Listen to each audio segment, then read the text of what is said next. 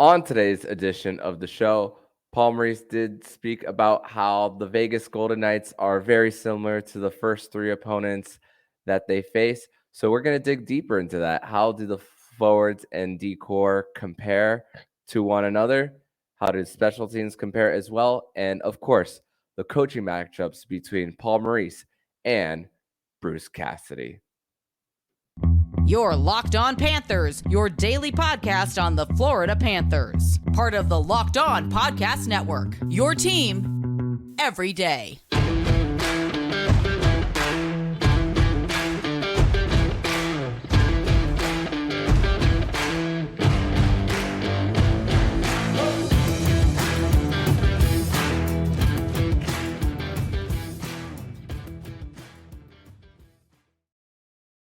And welcome into this Thursday, June 1st edition of the Locked On Florida Panthers podcast, part of the Locked On Podcast Network, where it's your team every day. Thank you for making the Locked On Florida Panthers podcast your first listen of the day. I'm Armando Velez. You can follow me on Twitter at MondoMan12. Follow the show account on Twitter and Instagram at LO_FLA Panthers. And shout out to all the everydayers who come back here each and every day to get your daily Florida Panthers fix. And today's episode is brought to you by FanDuel Sportsbook, official sports book of Locked On. Make every moment more. Visit FanDuel.com/LockedOn today to get started. So, crazy Cats fans, when I introduce the show and I say the date that it's June 1st and that the Florida Panthers are still playing hockey, it's just it's nothing that I did not envision this, especially of course when the Florida Panthers went down 3-1 against the Boston Bruins, and crazy how the Florida Panthers are playing hockey in June.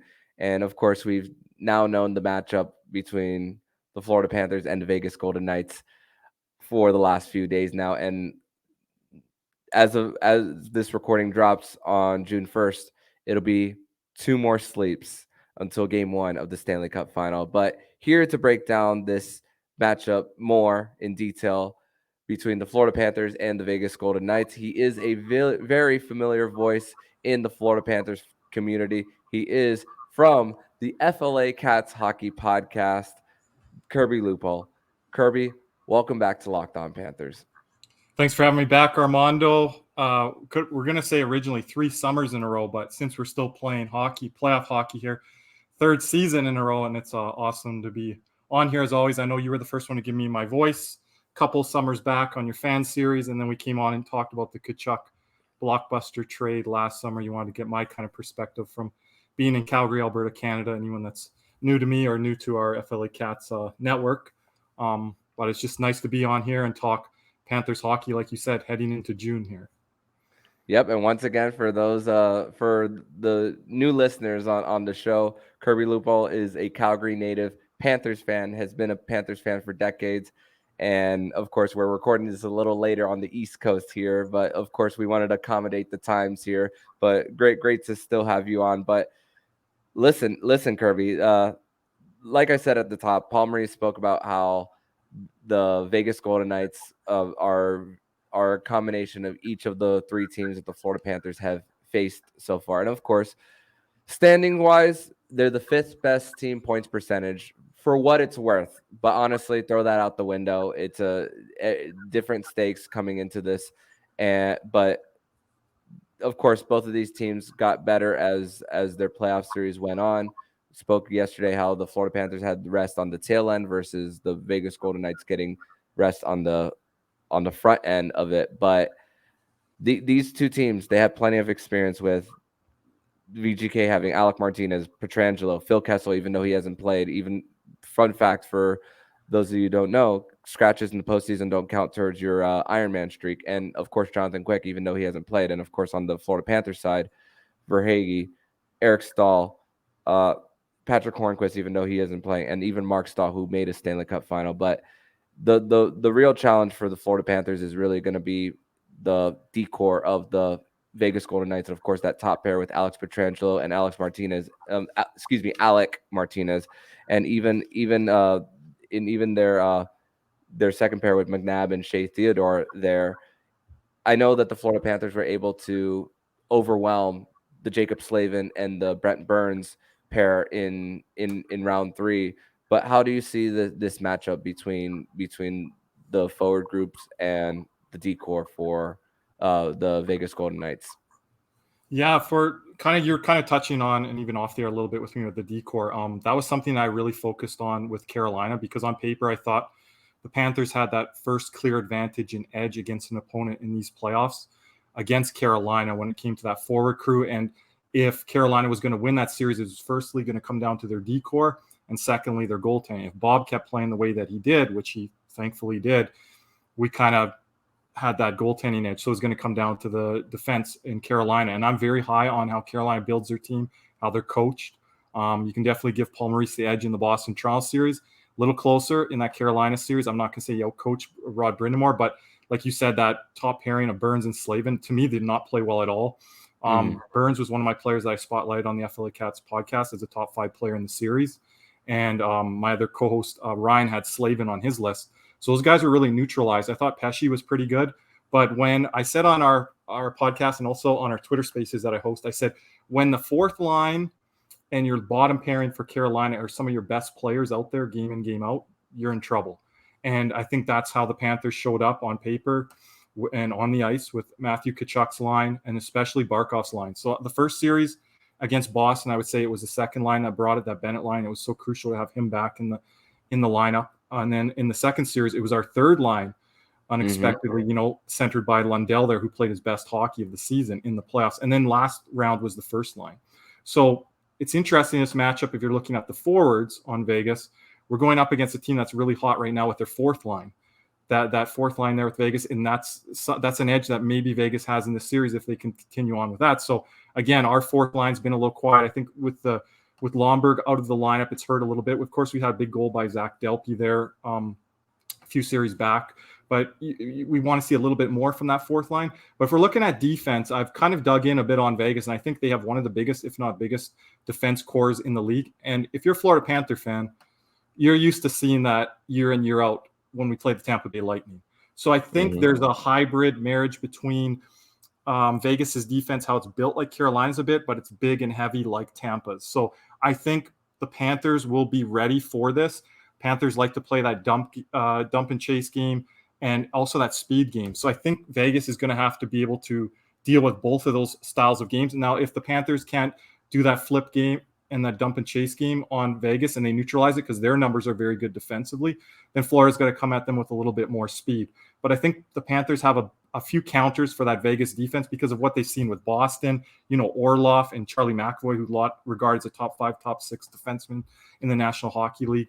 And then you get into, Toronto, that was more based around skill and a little bit more around their offense. But they had a really good decor coming into that round against Florida, and they were confident on paper that they were better than Panthers, which people have been sleeping on the Panthers decor for sure, including myself. And then that third round, a clear advantage, I would say, to Carolina in the defensive end. But the Panthers have been able to combat that, have been able to do it with a physical game as well as a skill speed-based game. So I'm very confident that the Panthers will be able to get in on those pairings that Vegas has and cause them some trouble. And then maybe it comes down to a goaltending matchup again with Bobrovsky and the young Adin Hill. Yeah, and like we spoke about Adin Hill being on his third team in so many years, and with the first round as well, you have two solid deep pairs in Boston as well with Carlo and Hampus Lindholm as well. Then they were able to get them to turn the puck over as well and give away the puck too. And we spoke all about Vegas and their block shots and all that stuff, but Adin Hill, we can't sleep on what Adin Hill has also done as well. And listen, Jack Eichel might not have scored, but what he has done as far as whenever the opposition has gone in transition, he is quick to get back on the back check as well. And of course, we know the reputation that Mark Stone has for his defensive game as well. And what a boost that it has brought for the Vegas Golden Knights ever since he got active. Well, not necessarily activated off LTIR because salary cap doesn't apply in the postseason, but ever since he got activated back to the lineup for the team as well. And that's one thing that the Florida Panthers, if they're going to go in transition the other way, you got to make sure that that first pass is out quick. You got to make sure that that the stretch pass that you make cross ice is not going to be intercepted as well, and as well, and also in the Florida Panthers offensive end too, with their pinches as well, because Vegas is more than capable of getting in transition too. Yeah, you stated 3 players there: Adin Hill, the goaltender, and then 2 of the forwards, Eichel and Mark Stone. Fun fact: I worked for the Calgary Canucks Alberta Junior Hockey League, and that's when Adin Hill was with the Calgary Canucks. So I've seen him a lot up in the press box with me as a backup goalie or the third string goalie. At the time he was playing with the WHL, I think Portland Winterhawks. So I kind of seen him up there and kind of his approach to the game. It's funny to say this. I think Rick Tocchet recently came out and it was covered on 32 Thoughts. Adin Hill was showing up late to meetings in Arizona, different things like that. One of his first stops in the NHL. And Rick Tocchet's like, are you going to take this seriously, right? And I remember him kind of strolling up to the press box. I'm like, you need to work this camera for us here today. And I remember he was one of the guys that kind of took his time to get up there. So he's come a long way. He's learned to how not only be a pro on the ice, but off the ice. And for him to get this opportunity, I did not envision this in my biggest, wildest dreams. I didn't even know if he was going to be an NHL type caliber player when I watched him back in the Alberta Junior Hockey League. It's not like a Cale Makar coming right out of the Brooks Bandits and making a big step up for the Colorado Avalanche and becoming a franchise player for them. So Adin Hill's took a little bit different path here, but cannot sleep on him. And I think more than Adin Hill, it's the defense that's played well in front of him that has been really key, especially in that last series against Dallas. But when you talk about the likes of Jack Eichel and Mark Stone, I hear about Mark Stone all the time up here in Canada. He's always on the Canadian Olympic team rosters, and that's a very competitive roster to make, not just because of his offensive game, but his two-way game. Obviously been Selke nominee times over. He's had a lot of injuries that he's had to deal with, but that's a player that I really worry about. He plays that bumper position. I was watching last series on the power play there. So kind of in that position that maybe like a Kachuk or even maybe more so that Reinhardt's in. So we got to be very careful on that. They like to run that play there in front, that little high-low. So we got to be careful on that. And Jack Eichel, like, he was a guy that was very maligned, obviously dealt with serious injuries with his neck, didn't know if his career could continue, where he was drafted behind McDavid, all the hype that he got coming into the league, playing with our very own Sam Reinhart in Buffalo, never making the playoffs, a lot of pressure, making that big trade. And they're like, okay, what are you going to do in Vegas now? Vegas misses the playoffs last year. So this is like Jack Eichel's first time on this big stage. And you got to say he's been passing with flying colors. If you've got a list for Conn Smythe names in this Stanley Cup final, I think Jack Eichel's got to be in the top 3 or top 4 if you include both rosters. Most definitely. And what a time for Jack Eichel in his first playoff appearance with the Vegas Golden Knights. And before we transition to segment number 2, one of the coolest nights in the NHL season last year actually came when some of the makeup games happened. It was Panthers, Hurricanes, and then Golden Knights, Avalanche. And then a few hours later was the gold medal game between USA and Canada for the women's game. So it was a big night in the sport of hockey that night. And it was Jack Eichel's debut for the Vegas Golden Knights that night. It was, and of course that was Aaron Ekblad's game winner 14 seconds into overtime on 3-on-3. So they cut into that game to show Jack Eichel's first opening face-off, I remember. It was like double screens or whatever. Yep. And we're like, we need to see this overtime. We need to hear the announcers. But yeah, they made a big deal about that. And that put a lot of pressure on his shoulder because they were like, yeah, he's going to Vegas. It's not the biggest market, but it's not a small market either. I call it like a mid-major market potentially. But just how that team has come out of the gate being their second Stanley Cup appearance, there's a lot of spotlight there. And I remember that night there was a lot on him, like, okay, what are you going to do now, right? And he was coming back from major injury. There's a lot of questions around that. Vegas, probably myself included, coming this year, sleeping on them a bit, even in that kind of average Pacific division. But yeah, he's really showed up in the big moments and big time when you're going head to head against McDavid and then against, in that Dallas series where they got Rope Hintz and Jason Robertson, a lot of the young emerging stars in the National Hockey League. And he's kind of garnered that. Now, I'm confident in Barkov being able to play his two-way style of game and be able to maybe go head to head against Eichel. I'd love to see that matchup. No doubt. And it's going to be definitely a fun one, but we're going to transition over to segment number 2. We're going to discuss more about the special teams comparisons between these two teams and how and what direction these two teams have trended throughout the postseason. We're going to discuss that next here on the Locked On Florida Panthers podcast. But first, we're going to tell you all about FanDuel Sportsbook and make a fast break to FanDuel during the NBA and Stanley Cup playoffs, because right now new customers get a no sweat first bet up to $2,500. That's $2,500 on bonus bets if your first bet doesn't win. There's no better place to bet on all the playoff action than in America's #1 sportsbook. Visit FanDuel.com/lockedon and get a no sweat first bet up to $2,500. That's FanDuel.com/lockedon. FanDuel, the official sports betting partner of the Locked On Podcast Network. Segment number 2 here on this Thursday, June 1st edition of the Locked On Florida Panthers podcast. I got Kirby Lupul here from the FLA Cats Hockey Podcast. And thank you guys once again for making Locked On Panthers your first listen of the day. So it's crazy to think, especially penalty kill-wise. And you did share a graphic earlier from, I believe, I believe it was NHL Network. It was about comparison of record, goals for, goals against, and all. And one thing that stood out to me was the penalty kill for the Vegas Golden Knights. And I, of course, dug deeper into where they were at first and where they were now. And a lot of the numbers were skewed in their second round series against the Edmonton Oilers. And of course, when you're facing up against Connor McDavid and Leon Draisaitl, they're going to put you out of position. You're going to go to the box quite a lot. And in rounds 1 and 3, Kirby, for the Vegas Golden Knights, they went to the box as many times in those two series, round 1 and round 3 combined, than they did in all of round 2 against the Edmonton Oilers. But what did the Vegas Golden Knights do well against Edmonton? Even strength play. That's how they got to where they are. But if there's one advantage that the Florida Panthers do have in this series, it is the power play. But before I let you give your insight on this, Kirby, the Panthers have gone on the power play 43 times, while they've gone to the box 52.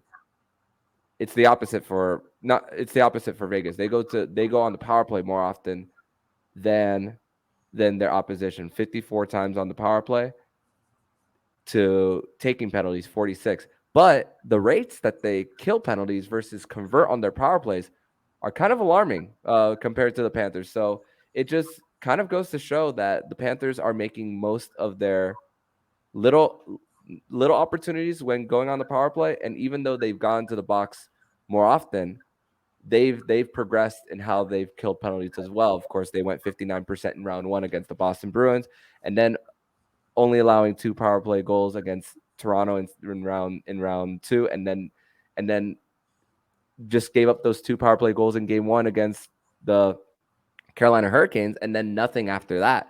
But it's also been trending in the right direction for the Vegas Golden Knights, as they killed off 8 of 11 penalties against the Dallas Stars. I mean, yeah, they shut them out twice as well, which kind of helps that as well. But how do you view the special teams comparisons when it comes to these two teams?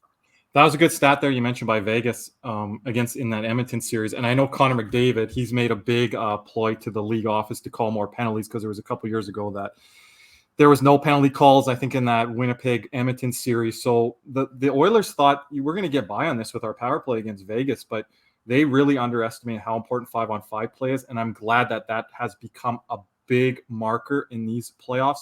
And it has for Vegas to get through Edmonton, and it has for Florida from start to end. Our penalty kill has struggled all year. Coming in playing against Boston, they have weapons, same as Toronto. But to be able to neutralize a little bit Boston as that series went along.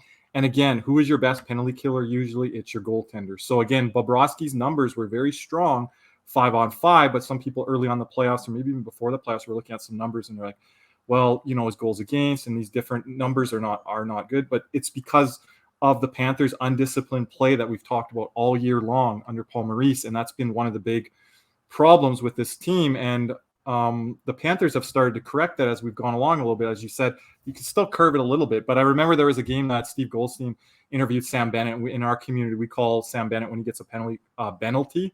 So he was like to Goldstein, he's like, oh, you mean me tonight, not a penalty, or the team? He's like, no, I mean the team, because they went one game. I think it was in the Toronto series, I think, without no minor penalty.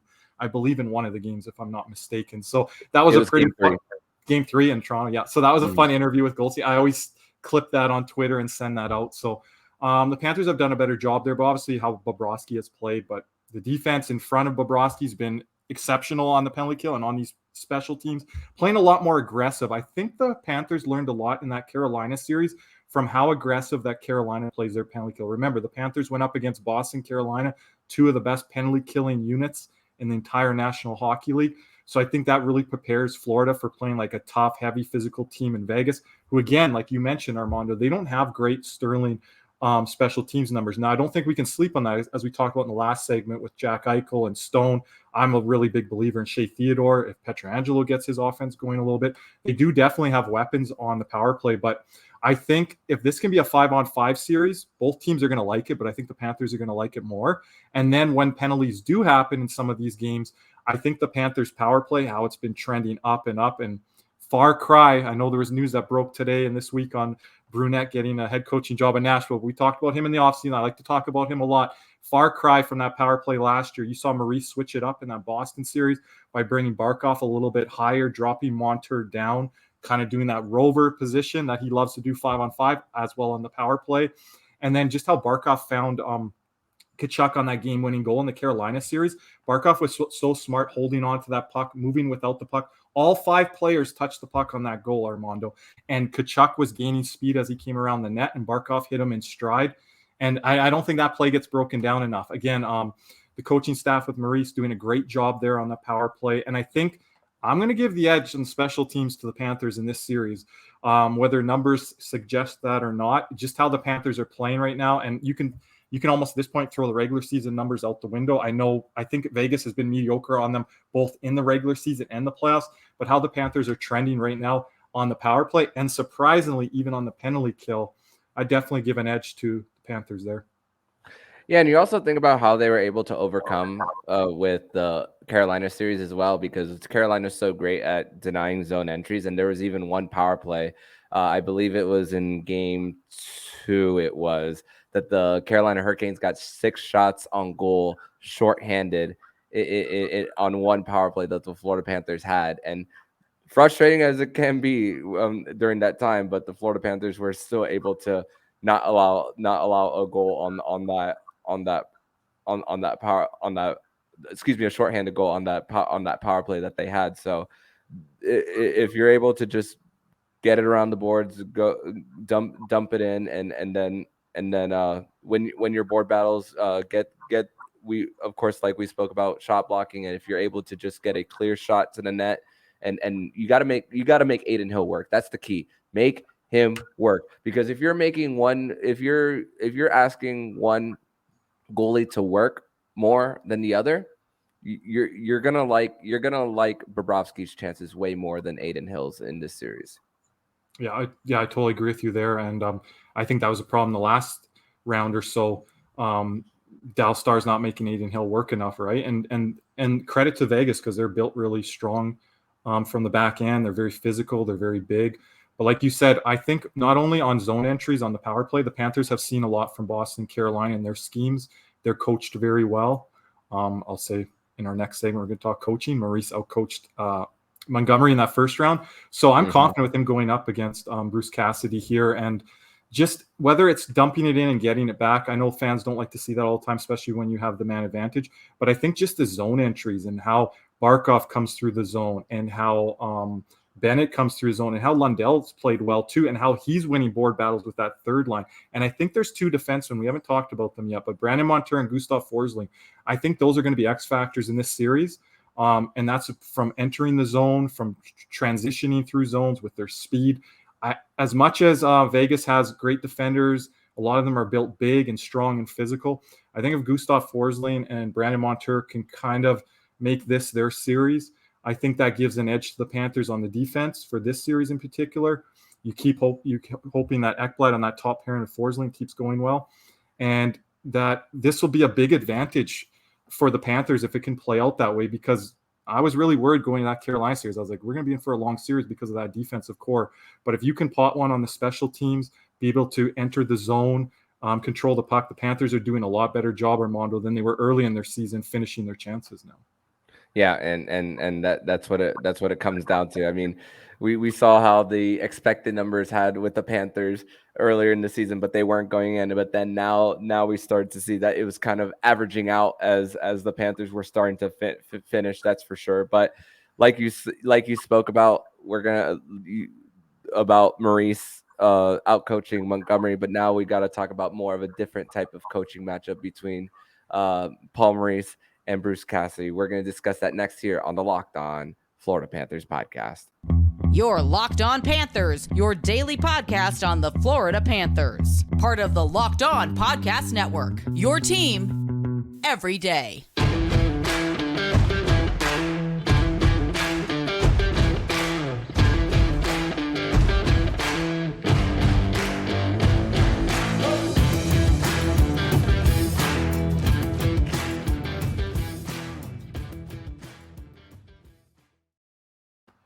Third and final segment here on this Thursday, June 1st edition of the Locked On Florida Panthers podcast.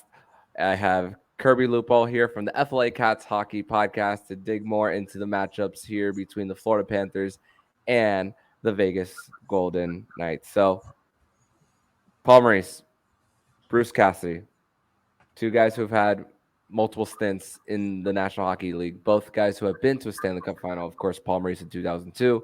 Bruce Cassidy recently in 2019. And of course, two of the guys that he's coaching on this Vegas Golden Knights team are two players that he lost to in 2019 with Pietrangelo and Barbashev here. But Paul Maurice did speak to the media talking about how he's having more fun coming to the rink. And of course, he inserts this quote saying he wasn't having a fun time in Toronto. And of course, his stint with Toronto was kind of short there, of course, to put it lightly. But with a Bruce Cassidy coached Vegas Golden Knights team and with the Paul Maurice coached Florida Panthers team, there's one thing that these two teams have in common, and is that the possession game, as far as Corsi, all throughout the postseason has favored the other team. But here they are in the Stanley Cup Final. So what does that tell me? That tells me that these two teams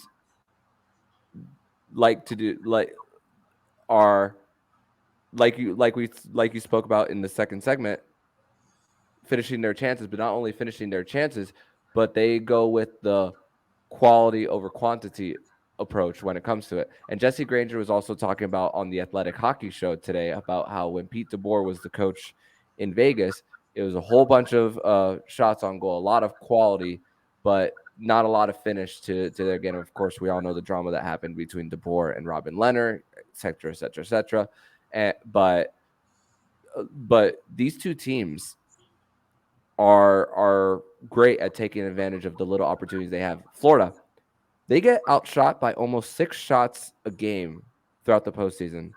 Vegas, not so much. They're about 2.5 shots more that their opponents shoot more. Both Corsis are 40. Florida Panthers at 46, while the Vegas Golden Knights are at 47 in the playoffs. So I'm also interested to see what the possession game is going to look like between these two teams when it hasn't favored them throughout the postseason. Yeah, the Panthers, Armando, had a lot of possession numbers skewing their way for the advanced analytics stats.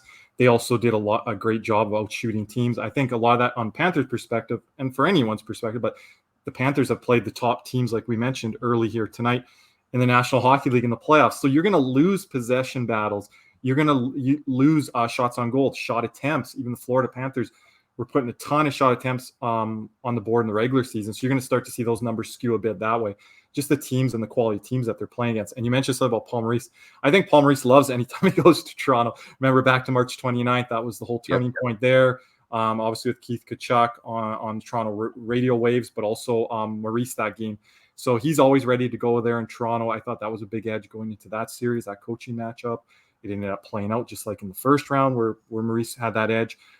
I've dealt with a lot of calls this year, Armando, in our post-game shows on Twitter. Early in the season when a lot of people wanted Maurice's head. And they were like, we should have Jim Montgomery. Another name that they mentioned, we should have Bruce Cassidy. all these different coaching names. My list was Trotz, and that was about it. And then when we got named for Maurice, I was cautiously optimistic, and that became in our community and outside our community, oh, Kirby is a Maurice fan, or Kirby is a Maurice apologist. Like, no, I just try to look at things realistically. Did I think we were going to get off to a bit of a slow start this year? Yes, a little bit. But as the season went along, I did not expect that either. But again, I didn't expect what we're seeing here in the playoffs either. Paul Maurice playoff hockey kind of coming to fruition here. But again, I'm interested with you as well, how this series is going to turn out for puck possession, who's going to have more shot attempts, the quality over quantity. I'd like to see like where the heat maps are showing the high danger versus medium danger versus low danger shots. I think the Panthers have done a really good job of that, almost dating back in this Maurice playoffs, almost dating back to Gerard Gallant when he had an older Roberto Luongo in net and kind of a makeshift decor like we have here, similar name in Aaron Ekblad, who's much older now, was a lot younger then, trying to build around it, because I don't think this is Bill Zito's finished product on the back end. I want to see what adjustments are made in the offseason. I know that there'll be plenty of time to talk about that. But I think the system that's been implemented right now, Bobrovsky's able to see shots. Bobrovsky's able to get coverage on rebound control, which plays a big factor into that, because if Bobrovsky's rebound control, for whatever reason, reverts back to the norm where it's been at before, then Vegas is going to get not only secondary, third chances, but they're going to get puck possession, and then they're going to have choices of, those cross-seam passes that are going to be higher danger chances, getting Bobrovsky to move left to right. And people don't always notice this with goalies, but Bobrovsky will be in a stance for a lot longer. And as much games as he's gone to overtime and people think he's been exhausted, the team's done a good job in front of him. But if Vegas starts to get that zone possession, puck possession, shot attempts, shots from all different angles, all different spots on the ice, then Bobrovsky's going to have to really work hard, and that can start to wear him down. Now, this advanced break, I think, really helps him. But that's what is going to be a key in this series. I hear a lot of people talking about special teams like we were talking about earlier, but I think it's going to be 5-on-5 play and which team dictates that. And not just off the rush or through zones, but when you have puck and when you do have possession. I think that's going to be a telling factor. And we're going to see what Panthers team will be here in this finals. If it was the one in the regular season, the one here in the playoffs. And I'm confident that will be the one here in the playoffs. But that's something that Vegas can turn and skew to their side of the spectrum if they get that puck possession and zone time on the Panthers.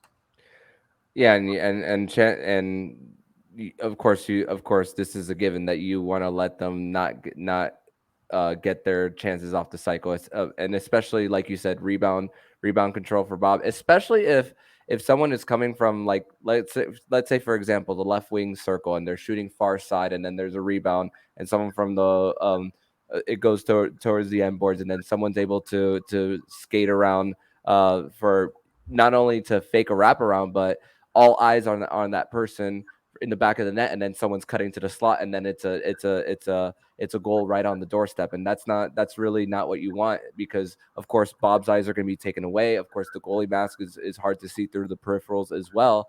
So that's staying in that stance, sorry, Armando. And like we said, how that fourth line has been playing for Vegas, if they're grinding down our defense and grinding down Bob and getting those secondary chances. Similar, if people are trying to think, well, Kirby, why are we mentioning his fourth line in Vegas so much? Well, it has been a talk of this week so far, and it kind of reminds me of how the Islanders used to play against the Panthers in the bubble, in the playoffs, with that Clutterbuck, Martin, and Cizikas line.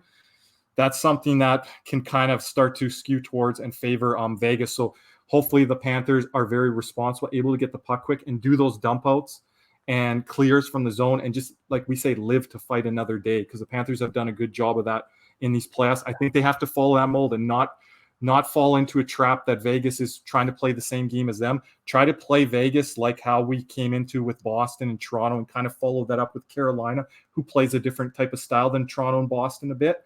But if we can kind of implement that game plan, I think that's the Maurice game plan, the Panthers game plan to a Stanley Cup. Yeah, and of course the bottom six for the Vegas Golden Knights were the ones who were up and running in game 6 against the Dallas Stars. I mean, Wild Bill William Karlsson getting 10 goals on during the playoffs after scoring 40 in his first season in Vegas back in 2018. Of course, Kolesar, Nicholas Waugh, Carrier as well on that bottom line. And Of course, Riley Smith is a big part of that, even though he didn't score in the previous series as well. So definitely those are the guys to keep an eye out on for the Vegas Golden Knights is really depth scoring. That's how you win Stanley Cups, and the Panthers have gotten that. And love how you listed every single series. It's been a different line for the Florida Panthers that have stepped up, and one I'm also very intrigued to see which is going to be the line to step up. What holes Paul Maurice is going to plug as well in this series as well, because he hasn't had to make any line adjustments ever since the Boston series. I mean, you've only lost one game since Game 5. You haven't had to. So also wanting to see what kind of adversity Paul Maurice is going to face if he does, and how he changes if he has to. Not hoping for that, but seeing also what he's going to do with that. Yeah, and I'm still trying to figure in my mind as of this recording, like which line I think is going to be key. I knew Bennett was going to be key in that Boston series, and I knew Barkov was going to be key in the Carolina series, but just kind of what Vegas throws at you, and you mentioned their bottom six there. That's very dangerous if they got like a William Karlsson and Mark Stone pairing on that third line, and then that fourth line, Carrier and Colasar, and I think who was the other guy you mentioned there? Nicholas Waugh. Thank you. Yeah, just heavy guys that want to get the play below your dot, just like what Florida wants to do with their bottom six, with the Lundell line, Eric Stahl line. And I think when Ryan Lomberg came back in the lineup, that made Eric Stahl a lot better player. I wasn't really liking what I was seeing from Eric Stahl in the playoffs. And when Lomberg got inserted back in, it's just like it made Eric Stahl get to the puck half a step quicker, or it made the cycle game just a little bit more effective, where the guys were in their positions a little bit more, just with the Lomberg speed and also his tenacity on the forecheck. So again, that fourth line, that might have to be a big line for the Panthers, and see how that plays out. I know Luster Ryan's been banged up a little bit, but I'm assuming that he'll be good to go for game one. Yep. That'll make your fourth line more effective when you've obviously got everyone healthy. And Panthers have been pretty fortunate. They've been pretty healthy. Again, they had 6 players this year that played 82 games. That defense has held up. I still don't know how that's happened. Especially Forsling. Mark Stahl is going into game 90-something this year. 100 maybe. I don't even know. So yeah. What were we saying? Sorry. Especially Gus Forsling with all the block shots, going to the locker room and then coming back. I'm like, this guy. I thought he broke his leg or something in that LA game in the regular season there, when his leg jammed into the end board there, and then he comes back in that game. Montour missed 1 or 2 games. It's crazy, that defense, and like a waiver wire gem. I know Goldie likes to talk about the waiver wire gems. We always joke about that on Spaces, but one in Josh Mahura, who's been steady and solid all year. And you're seeing like Radko Gudas kind of regain form. I know he was out with an injury this year. Didn't really like at times when he came back, but in the playoffs here, his physicality, he's up that as the playoffs have gone along, not even at the beginning, but as the playoffs have gone along. And you kind of have that shutdown pairing of Mahura and Gudas, and you kind of hope that continues, because out of Gustav Forsling and Aaron Ekblad, that's been the best that pairing has played collectively in these recent series here. So let's hope that they keep that up. And then, of course, my boy Money Montour, that everyone knows I love him. Hopefully he starts to be a little bit of a difference maker offensively, because I do think we're going to have to chip in a little bit more offense in this series than we did against Carolina. If Bob falters or Loud's a softie, I think the Panthers have to implement their offensive drive and their offensive push and make it difficult and put Vegas on their heels. I know a lot of people said they wanted to see what Carolina looked like when they were down in a series or down in a game, and the Panthers were able to do that to Carolina. So let's see if they're able to do that to Vegas, who's been dictating their pace and play a lot to the teams out west. Yeah, definitely. And the decor is definitely going to they have their work cut out for them. And credit to Radko Gudas as well. We haven't seen him overcommitting on one side for a big hit, especially on an odd man rush, leaving Bob out to dry. So credit to Radko Gudas definitely in that front. But Kirby, I want to thank you so much for joining me on this June 1st edition of the Locked On Florida Panthers podcast to go over the matchups between the Florida Panthers and the Vegas Golden Knights. So tell everybody not only where they can follow you online, but what you'll be doing as we get closer to game 1 of the Stanley Cup Final. Yeah, this is exciting times right now for Panthers Nation, people that have stuck with us in our FLA Cats community all year. Armando, I appreciate you having me on here as well. Always being an active member in our community. I know you have a busy schedule. We've had a busy schedule, so it's always nice when we can cross paths here. And it's nice to have this little break here, because it's just been go, go, go. haven't been able to connect with other content creators, haven't been able to connect with every single person in our community. I try my best, but yeah, everyone can find me on Twitter, KJ_Loops, LUPS. And I also am like the official host of our Panthers post-game Twitter spaces. So if you do have a Twitter account, if you don't, I advise you to sign up and you can listen. You can also listen in from your browser, but you won't be able to interact as much as a listener in the chat. But we have like the chat going. We have a ton of listeners in there. We have main speakers. And then my co-host Cody is always there, game in, game out. Appreciate Cody so much. He goes by Fat Barkoff on Twitter. So if you guys are following him, he's a great follow. And then obviously my co-host on the FLA Cats Hockey Podcast, our captain, our leader of our ship, David Rodriguez. I'm assuming everyone follows him on Twitter and Instagram. And then Ryan Keelan at Turnover Chain. They actually both went down to game 2 for the Carolina game. So it was awesome on our podcast episode there to be able to break it down from their perspective, being at the rink in Carolina. We like to have fun on our podcast, always jokes. Ryan's the jokester for sure. David, he's always the ultra optimistic one. And I feel like I'm kind of that middleman, wavering between realism, optimism, and pessimism. And I think we've seen that all this year with this team. So we've hung in there all year. I know you have two Armando on your side here on the Locked On Network with all your guests. It's probably been tough sometimes, maybe not as much on air with you guys. There's some crazy calls after games, let me tell you, because emotions are riding high. But sometimes I know Jacob there, you want to have him on after wins, and it was a struggle there early in the season, but now Jacob's been on there with some W's here down the stretch and into the playoffs. So I know I always appreciate listening to your guys' coverage as much as I can as well. Thank you. Jacob during losses is different than Jacob during wins. That's for sure. I listen to him after wins and losses. I'm like, let's see what these guys have here today. So because Jacob's big part of the Florida Panthers. I know you're wearing a Miami Heat hat there, but Jacob's a big part of the Florida Panthers, Dallas Cowboys community. Yep. And I know we're going up against each other Armando Christmas Eve. So I'm already pumping that out there on Spaces and on our podcast. So Cowboys Nation is just as strong as Panthers Nation. I have to throw that in there. Everyone's going to kill me now from our community mentioning that in the offseason, but I wish your Heat well, as well as obviously our Panthers here. Especially David's going to kill you, that's for sure. But yeah. So, all right, Kirby. Thank you so much, and I will hope to see you next time, my friend. For sure. Thank you, Armando.